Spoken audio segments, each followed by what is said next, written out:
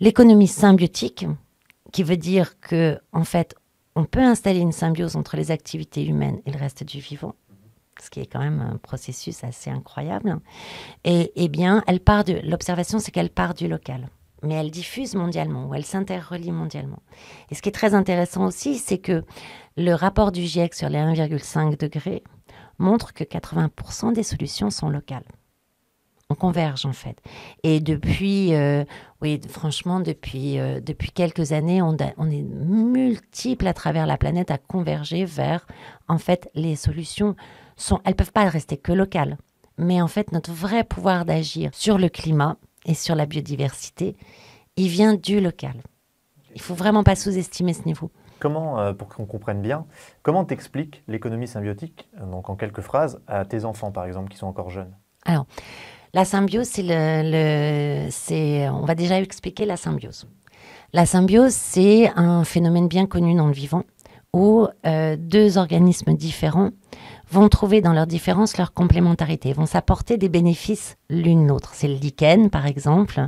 C'est un champignon et une algue. Le champignon va lui apporter des conditions d'humidité, des éléments minéraux et qui vont faire que l'algue va pouvoir vivre.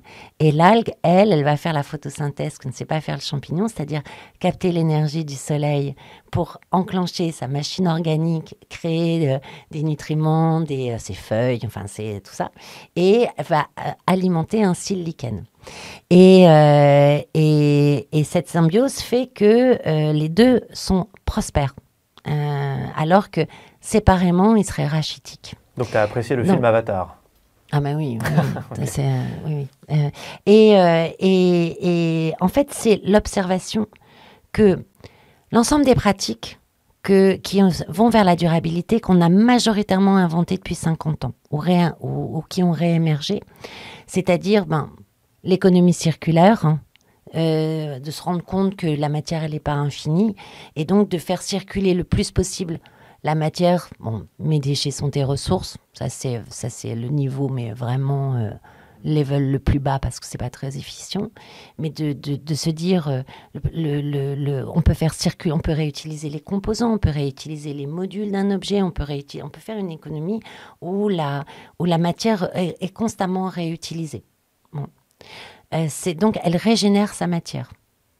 C'est la permaculture, l'agroécologie, qui, en fait, parce qu'elles ont besoin d'alimentation, elles vont régénérer, en fait, les mécanismes écologiques du sol, la biodiversité, etc., pour que des complémentarités naissent entre les plantes.